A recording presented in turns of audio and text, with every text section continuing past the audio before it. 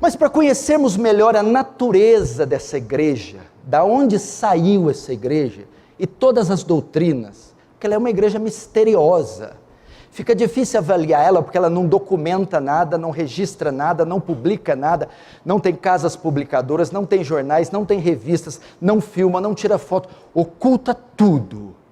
Mas aí com a pandemia teve que registrar. Aí começou os vídeos, as declarações, e foram começando a mudar as papeladas. E esses registros de áudio, de vídeo, de escrita, foram capturados. Mas para conhecermos melhor a natureza dessa igreja, devemos voltar na história e conhecer suas raízes. Primeiro, o seu fundador. Seu fundador foi um italiano chamado Luiz Francescon. Francescon nasceu em 29 de março de 1866 em Cavasso Nuovo, na província de Udine, na Itália. Francescon foi filho de camponeses católicos, o pai Pietro Francescon e a mãe Maria Lovisa Francescon. Luiz Francescon, o fundador da Igreja Congregação Cristã no Brasil, era filho de pais católicos e se batizou na Igreja Católica. Francescon não era um homem estudado, ele não chegou a concluir o 2º ano do ensino elementar. Aos 15 anos foi para a cidade de Budapeste, na Hungria, onde aprendeu a compor mosaicos. E também nessa cidade, serviu ao exército, permanecendo lá, na Hungria, até os seus 20 anos de idade. O século XIX, em boa parte da Europa, foi marcado por muita pobreza e insegurança política, o que levou muitos a imigrarem para os Estados Unidos, incluindo evangélicos italianos. Por sua poderosa economia, uma das cidades escolhidas foi Chicago, que atraiu uma multidão de imigrantes, não só de italianos, mas de vários outros países no final do século XIX. Entre esses imigrantes estavam a comunidade dos valdenses, que atraiu uma multidão de imigrantes.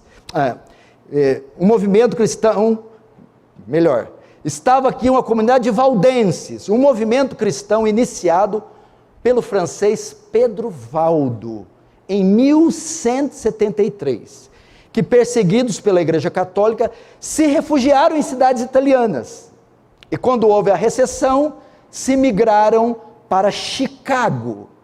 Esses valdenses começaram a se reunir em casa, até organizarem uma igreja, liderados por um italiano, Miguel, ou Michele, porque em italiano, Michele, Samuele é nome masculino, diferente do Brasil. Daniel é masculino no Brasil. Na Itália, Daniele é masculino. Então, Michele é semelhante a Michel ou Miguel. Então, vou usar Miguel para ficar melhor. Então, esses valdenses começaram a se reunir em casa, até organizarem uma igreja, liderados por Miguel Nardi. Por que é importante falar de valdenses? Porque aqui são os embriões da CCB. Por exemplo, são os valdenses que se reuniam e mulher sentava de um lado e homem do outro. Quem é que faz assim? Congregação Cristã no Brasil.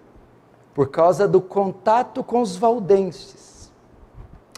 E nesse processo de imigração italiana para os Estados Unidos, após terminar o serviço militar, Luiz Francescon chega em Chicago, no dia 3 de março de 1890, e lá conhece algumas famílias italianas, e começa a trabalhar com mosaicos.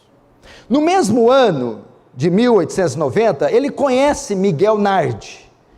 Miguel Nardi foi um italiano convertido através de um empresário americano que ele encontrou lá, que fala a ele da palavra de Deus, e ele se converte. Foi com esse empresário, foi com Miguel Nardi, que Francescon começou a ter conhecimento sobre Jesus. E em 1891, Luiz Francescon se converte ao protestantismo. Nas próprias palavras de Francescon, nesse mesmo ano, ouviu o evangelho pregado pelo irmão Michel ou Miguel Nardi, e em dezembro de 1891, nasci de novo no nosso Senhor Jesus. Em março de 1892, junto com outros protestantes, incluindo os valdenses, liderados por Miguel Nardi e pelo pastor Filippo Grilli, eles fundaram a primeira igreja presbiteriana italiana. Então, a primeira igreja que Francescon, fundador da CCB, congregou e se converteu, foi uma igreja presbiteriana, de vertente italiana, com membros italianos, lá na cidade de Chicago, Estados Unidos. Nesse momento, veja só, ele se junta em 92. Mas anos depois, Francescon se torna diácono da igreja presbiteriana. Em 1901, ele é ordenado ancião pelo pastor Filippo. Nesse interim, em 1895, Francescon casa-se com Rosina Balzano, com quem tivera 6 filhos: Ellen, Daniel, Paul, Jenny, Stephen e Mary. Tudo estava indo bem com a igreja. Veja só a trajetória de Luiz Francescon: convertido, consagrado a diácono, ancião de uma igreja presbiteriana. Tudo estava indo muito bem com a igreja, até Francescon ter uma divergência com a forma de batismo, que a forma de batismo da igreja presbiteriana é por aspersão, só molha a cabeça, não precisa imergir. Então Francescon, ele está com dúvidas quanto a essa forma de batismo. Mas isso ocorreu porque Luiz Francescon teve uma experiência com Deus, mas guardou essa experiência por 9 anos. Filippo Grilli, então pastor da igreja presbiteriana italiana, viaja para a Itália, estava em Chicago, viaja para a Itália. O que acontece? Coube a Francescon presidir a reunião no domingo, dia 6 de setembro de 1903. Agora, com a ausência do pastor aspersionista, Filippo Grilli, que batiza por aspersão, Francescon teve uma oportunidade e diante da congregação falou sobre uma revelação que havia acontecido há 9 anos. Veja só, não tem nada falando da palavra de Deus, não é nada dirigido pelo estudo. Ele vai começar dizendo que as ideias foram formadas por revelações. Com a viagem do pastor Filippo, ele então revela à igreja a sua experiência. Veja só ele contando. No princípio de 1894, Francescon, com a idade de 28 anos, em uma noite quando lia a Bíblia de joelhos, como de costume, no capítulo 2 da epístola de Paulo aos Colossenses, ao chegar no verso 2, ele ouviu uma voz que falou por 2 vezes: tu não tens ainda obedecido a este meu mandamento. Ao que Francescon respondeu: Senhor, nunca alguém me falou sobre isso. O que ele leu? Colossenses 2:12. Sepultados com ele no batismo, nele também ressuscitaste pela fé no poder de Deus, que o ressuscitou dentre os mortos. Francescon entende que o batismo da presbiteriana estava errado, porque ao ler esse texto, Deus fala com ele: tu não tens ainda obedecido a este meu mandamento. E usa esse texto. Só que esse texto aqui está falando da nossa união com Cristo. Não está falando sobre doutrina de batismo. Então veja, as primeiras percepções dele quanto à doutrina vêm por uma revelação. Talvez aqui também é o embrião do modelo revelacional da CCB, que ela prefere a revelação, ela dá prioridade à revelação em detrimento das Escrituras. Então ele tem essa experiência e ele entende que o batismo feito pela presbiteriana está errado. Voltando ao 6 de setembro, nesse mesmo domingo, dia 6, havia sido marcado um batismo, e competia a Francescon, como ancião, presidir o culto na igreja presbiteriana italiana. Foi o pretexto encontrado para falar com os irmãos o que sentia o seu coração. E Francescon então conta, no púlpito: depois de 9 anos que o Senhor me falou de obedecer ao seu mandamento. Amanhã, com a ajuda de Deus, terei a oportunidade de obedecê-lo. Se alguns de vocês quiserem assistir, venham ao lago de Michigan. Completou especificando o local exato e a hora. Ele compartilha esse testemunho, esse sonho, essa revelação com a igreja. Tinha um batismo marcado, então Franciscão diz: eu vou batizar da forma que Deus me revelou. Vai ser um batismo por imersão nesse lago de Michigan. Então ele convida para estarem lá. Compareceram um total de 25 irmãos, dos quais 18 obedeceram juntamente com ele ao batismo por imersão, feito pelo evangelista e diácono Giuseppe Beretta. Giuseppe era um imersionista, que batizava por imersão, que estava filiado à igreja presbiteriana italiana. E naquele dia, junto de outros irmãos, ocorreu também o batismo por imersão de Luiz Franciscão, que até então só havia se batizado na igreja católica. Quem é esse Giuseppe Beretta que ele encontrou lá e se uniu ele? Foi um imigrante italiano que teve uma experiência de conversão junto à igreja metodista, outro fragmento da doutrina da CCB, um pouco dos valdenses, um pouco da presbiteriana italiana, e agora também dos metodistas, do movimento Holiness, iniciado por Wesley, mal entendido por Wesley, que entendia a santidade, o perfeccionismo de uma santidade plena. Então, todos esses fragmentos são incutidos na vida de Franciscão, que mais tarde vão se manifestar nas doutrinas da CCB. Aí o que acontece? Nesse inteirinho, o pastor Felipe Grilli regressa de viagem. Depois que Franciscão contou visão, fez um batismo por imersão, a igreja está toda dividida. Ao chegar, o pastor Filipe, Franciscão se dirige a ele e pede o seu afastamento daquela igreja. E juntamente com aqueles irmãos que tinham sido batizados por imersão, eles deixam a igreja. Motivos que fizeram Franciscão abandonar a igreja foram a questão do batismo, a questão da lealdade à igreja, a questão do ministério pago e a questão da forma de culto. Então, um fragmento da igreja batista italiana, eu estou falando com é um salada, da igreja presbiteriana italiana sai. Quem são esses? Os irmãos que entenderam a visão de Franciscão, que o batismo estava errado, e os outros irmãos que estavam com Giuseppe Beretta. Então um grupo sai daquela igreja.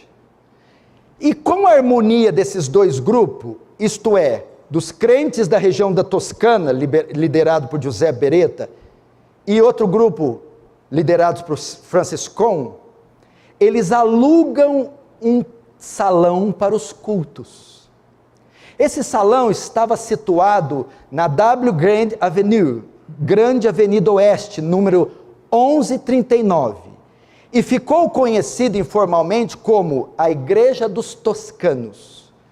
Com o tempo, esse local passou a ser chamado a Missão pelos seus membros. Assim, após todos se desligarem da igreja, estabeleceram essa pequena comunidade protestante em Chicago. Nesse mesmo momento, estava acontecendo uns cultos de avivamentos nos Estados Unidos. Era início do século XX. Movimentos de avivamento se iniciam que alguns vão entender como derramamento do Espírito Santo. Está acontecendo isso nos Estados Unidos da América. No ano de 1900, um pastor metodista chamado Charles Fox Parham, nascido em 1873, criou um instituto bíblico na cidade de Topeka, Kansas, nos Estados Unidos. Há anos, Parham estava ensinando que o batismo no Espírito Santo era evidência com falar em línguas, e que Deus queria manifestar isso na vida de todos os crentes. Esse fenômeno ocorreu em 1901, Em 1901, quando uma de suas alunas, Agnes Osman, pede para Parham impor as mãos sobre a sua cabeça, para que ela recebesse o batismo com o Espírito Santo. Após então, Charles Parham fazer uma oração com imposição de mãos, Agnes teve a experiência de falar em línguas, e falou em várias línguas. E posteriormente a ela, muitos outros irmãos que estudavam na escola bíblica de Topeka, foram também batizados no Espírito Santo e começaram a falar em línguas. Após este evento, a igreja inaugura um movimento de fé, segundo eles, que vai voltar agora aos primórdios da igreja, a igreja do primeiro século. Esse período aqui, então, ficou conhecido como Avivamento de Topeka, liderado por Charles Fox Parham. Um dos alunos de Parham, da escola bíblica, também discípulo dele, era o jovem pastor William Seymour, um jovem pastor negro, que também participou do avivamento em Topeka. William Seymour, nascido em 1870, era filho de pais ex-escravos no início da vida. Seymour foi criado como um batista, mas ele era muito dado a sonhos e visões na sua juventude. Discípulo, aluno, tendo participado do avivamento de Topeka e influenciado por Charles Parham, William Seymour se muda para Los Angeles, a fim de exercer o pastorado em uma igreja. Entretanto, quando ele chega lá com essa doutrina de buscar a segunda bênção, o selo da promessa, o batismo com o Espírito Santo, o mover do Espírito Santo, com evidência de falar em línguas, ele acaba não sendo aceito. E então funda a sua própria igreja, um templo abandonado pela igreja metodista. William Seymour então inicia os trabalhos nessa igreja em 1906, em uma rua que no futuro se tornaria uma das ruas mais conhecidas pelo meio evangélico, a Azusa Street, número 312 em Los Angeles, a famosa Rua Azusa. William Seymour prega sermões sobre o derramar do Espírito Santo e o batismo com o Espírito Santo. Esse trabalho então culmina no chamado Avivamento da Rua Azusa. Eu estou falando sobre a história da Congregação Cristã do Brasil. Por que falar disso? Vamos lá. Esse endereço tornou-se famoso e apontado com base da formação e divulgação mundial do movimento pentecostal moderno. Em 1906, muitos daqueles que experimentavam o mover da Rua Azusa em Los Angeles foram para outras cidades para pregar a palavra, incluindo Chicago. Então, trabalhos que saíram do avivamento da Rua Azusa em Los Angeles foram iniciados aonde? Em Chicago. Quem morava em Chicago? Luiz Franciscon, fundador da CCB. Esse trabalho então chega em Chicago até um pastor chamado William Durham. Durham ainda não havia recebido o batismo no Espírito Santo e acreditava que esse batismo poderia ser recebido sem nenhuma evidência, não precisava de línguas. Entretanto, Parham notou que alguns dos membros de sua igreja falavam em línguas. Com dúvidas, William Durham decide ir de Chicago, decide ir até Los Angeles para conhecer o trabalho de William Seymour. E ao participar de vários cultos na Rua Azusa, no dia 2 de março de 1907, William Durham foi então batizado no Espírito Santo. E nesse dia, William Seymour profetizou que onde Durham pregasse, o Espírito Santo seria derramado ao povo. Mais uma vez, tudo é feito por meio de profecias e visões. Quando Durham volta para Chicago, depois da experiência que ele teve com Seymour em Azusa, um avivamento também se inicia na cidade de Chicago. Foi que então, no final de 1907, Louis Francescon, estava passeando pelas ruas de Chicago, e houve na esquina um pregador chamado Harry Reich Alum, que estava anunciando um derramar do Espírito, estava anunciando que um derramar do Espírito estava acontecendo, não só em Los Angeles, na rua Azusa, mas também em Chicago, na missão Avenida Norte, através de um homem chamado William Durham. Bom, Louis Francescon ficou meio ressabiado, duvidoso quanto a isso, mas começou a frequentar as reuniões. E ao frequentar as reuniões de avivamento em Chicago, do pastor William Durham, que foi batizado na igreja de William Seymour, que foi batizado em Topeka por Charles Parham, entende que aquilo ali é manifestação de Deus. Ele leva a sua esposa nos cultos de Durham, e a sua esposa de Francescon, é batizada no Espírito Santo e começa a falar em línguas. Experiência essa que Francescon não teve no início. Ele demoraria ainda 3 meses para ter. Então, Louis Francescon convida o pastor Durham para jantar em sua casa. E depois do jantar, fazem uma oração. E na oração que fazem, Durham profetiza para Francescon. Mais uma vez, nada de Bíblia. Que Francescon foi chamado para anunciar a obra do Espírito Santo. Não foi para pregar o Evangelho, arrependimento, cruz. Ele recebeu uma profecia que foi chamado por Deus para pregar a obra do Espírito Santo para o povo italiano. Então, no dia 25 de agosto de 1907, no culto das 10 da manhã, durante a pregação de William Durham, Francescon finalmente foi batizado no Espírito Santo, falando em diversas línguas.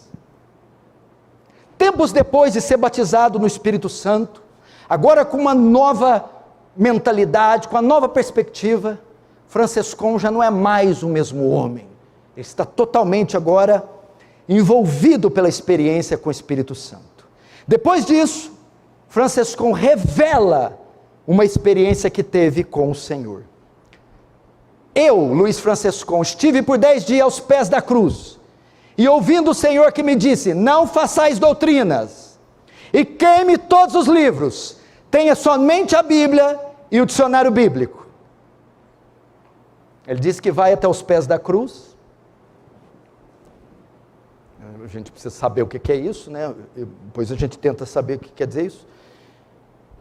E Deus fala com ele: queima todos os livros, queima tudo que Agostinho escreveu, queima tudo que Irineu escreveu, Policarpo escreveu, queima tudo que Lutero escreveu, Calvino escreveu, Spurgeon escreveu, os puritanos escreveu, queima tudo. Francescon continua contando a visão. O Senhor disse: retirai vossas mãos da minha obra. Como posso eu operar? Com isso pretendia dizer: retirai as vossas mentes cheias de letras.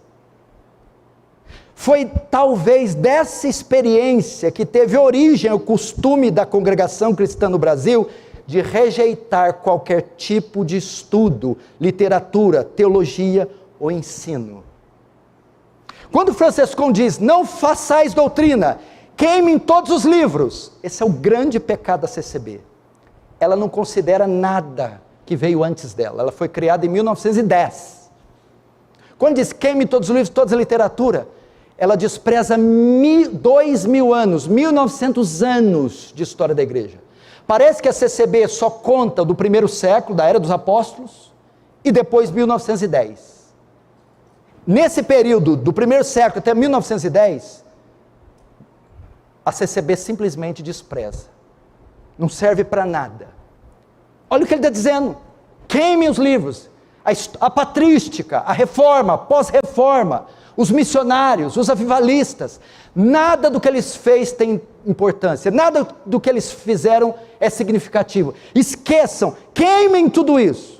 E quando ele diz retirar a mão da obra, quer dizer, abandonem teologia, porque o CCBista diz: o que importa é sentir Deus, é ser cheio de Deus, não é conhecimento, porque a letra mata. E da onde veio essa doutrina? de queimar os estudos, de uma revelação, de uma visão que ele teve.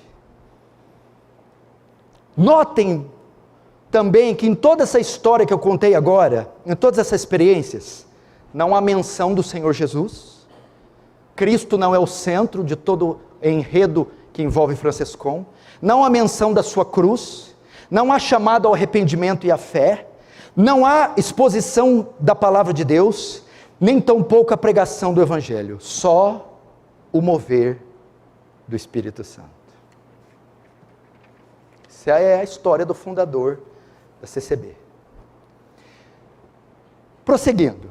A partir dessas experiências, a igreja começou a crescer rapidamente. A igreja que estava com cristãos presbiterianos e cristãos toscanos. Agora todo mundo cheio do Espírito Santo, essa igreja começou a crescer.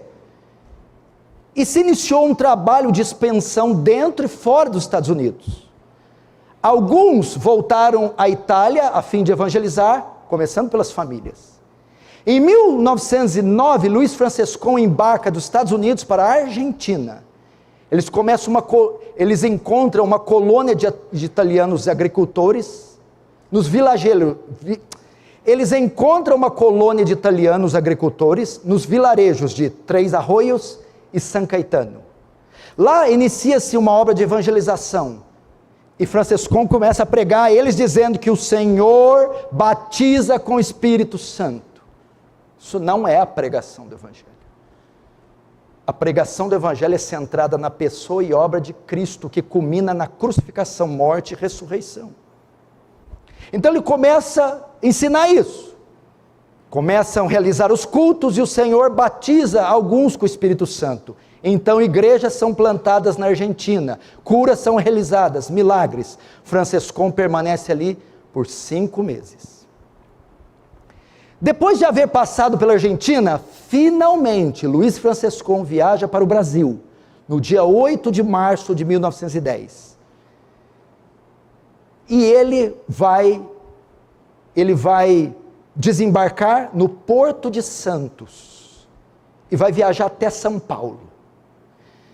Ele chega até a Estação da Luz, encontra um homem chamado Vincenzo Pievani, um italiano, que segundo Luiz Francescon, só o encontrou porque em um dia, Deus disse a Francescon, vá até o Parque Jardim da Luz, na Estação da Luz. Então ele encontra esse italiano, Vincenzo Pievani. Este, após longa conversa e testemunhos que Francescon dá a ele, lhe dá uma oferta e convida Francescon para ir até o Paraná, lugar onde Piovani residia. A princípio, Luiz Francescon não obteve muito sucesso em São Paulo. Então deixa São Paulo e viaja para Santo Antônio da Platina, no Pará. Chegando no dia 20 de abril de 1910, foi lá onde estabeleceu o primeiro grupo de pentecostais no Brasil. Ele encontra uma colônia de italianos lá, começa a pregar a eles, e 11 pessoas são batizadas. Assim, dia 5 de junho de 1910, começa o primeiro embrião da congregação cristã no Brasil. 11 pessoas batizadas em uma reunião, no dia 5 de junho de 1910, em Santo Antônio da Platina, no Pará. Mas no dia 20 de junho, Francescon retorna a São Paulo, e ali encontra outro grupo de italianos evangélicos no bairro do Brás. Esses estão afiliados com a Igreja Presbiteriana Unida, mas levados pelas pregações de Francescon, aceitam o testemunho do batismo com o Espírito Santo, e o mandamento que o batismo deve ser feito por imersão, sendo assim batizadas 20 pessoas. Desse grupo, Felipe Pavan, que era presbítero na Igreja Presbiteriana Unida, foi o primeiro ancião do Brás, ordenado pelo próprio Francescon, em 4 de setembro de 1910. Mas o que é importantíssimo saber é que antes disso, o pastor Modesto Carvalhosa teve uma reunião com Felipe, dizendo, que não era para ele conceder liberdade a Francescon. Eles gostam de não conceder liberdade para um monte de rei, né? O próprio líder dele não recebeu liberdade também não. Filipe encontra Francescon e diz que ele até podia se reunir com eles, mas que ele não tinha mais liberdade, que ele era um falso profeta. Mas Filipe estava equivocado contra Francescon. Ele não era um falso profeta. Ele não podia ser negada a liberdade para ele. E como Filipe descobriu isso? Veja o testemunho que o próprio Filipe conta. Certo dia apareceu no trabalho do irmão Filipe um varão, um anjo. E o irmão Filipe descrevia-o dizendo que usava vestes de príncipe. E o chamou pelo nome dizendo: Filipe, por que rejeitou aquele meu servo? Eu o mandei aqui no Brasil, porque aqui tem um grande povo para se salvar. Se você obedecer, será bem para a tua alma e terás a vida eterna. Olha o que o anjo falou. Senão, naquele dia o fogo estará preparado para aquele que não obedecer o Senhor Deus. E mostrava para ele o fogo. Será que era um anjo de luz? Está muito familiarizado com o fogo esse anjo, né? Naquele momento, o irmão Filipe começou a pedir perdão a Deus e procurou Francescon. E lhe pediu perdão contando a visão. Agora pasmem, quando Filipe conta essa visão absurda para Francescon, Francescon responde que tinha tido a mesma visão e que o mesmo anjo falou com ele. Francescon relatou então que o mesmo anjo tinha também falado com ele. Os pastores da igreja presbiteriana conseguiram levar os bancos, púlpito e órgão. Daí começaram os cultos na rua Alfândega, número 64, no Brás. Depois de 2 meses, em agosto de 1910, foi realizado o primeiro batismo no rio Tietê. Eles aceitaram o testemunho do batismo com o Espírito Santo e o mandamento por imersão, sendo ao final batizada 20 pessoas. E assim, a Igreja a Congregação Cristã no Brasil, fruto de um movimento iniciado por Parham, Seymour, Durham, e um italiano dirigido por sonhos e visões, chamado Luiz Francescon. Assim nasceu a Igreja Congregação Cristã no Brasil. Em 7 de setembro de 1964, na cidade de Oak Park, nos Estados Unidos, Luiz Francescon falece, deixando como seu legado a segunda maior religião pentecostal do Brasil. Vamos para os nomes. No início do trabalho em Chicago, não havia nenhum nome para a igreja. Começaram como o Encontro, depois Assembleia Cristã, depois Congregação Cristã, a Irmandade. Então, em 1828, na Itália, o nome legal passa a ser Congregação Cristã Pentecostal. E no mesmo ano, no Brasil, ela recebe o nome, 1828, de Congregação Cristã do Brasil. E por fim, definitivamente, em 1962, Congregação Cristã no Brasil. Falei para você ter paciência, a gente saber. Agora, como é organizada a CCB? Eu vou falar CCB para economizar. A organização da CCB é muito simples. Sua liderança é formada pelo corpo ministerial, composto por anciãos, cooperadores de ofício, ministerial e diáconos, não havendo remuneração para nenhum dos cargos. A escolha das novas lideranças depende da revelação divina. Sua liderança desaprova o formalismo teológico, exortando que a palavra de Deus não é para ser discutida, porém obedecida. Todas as igrejas, congregações do Brasil têm a mesma cor e arquitetura base, esta última podendo ser adaptada às condições locais. À esquerda sentam as mulheres, à direita os homens, ao centro a parte frontal é reservada aos músicos. À frente dos bancos, os que os fiéis chamam de púlpito.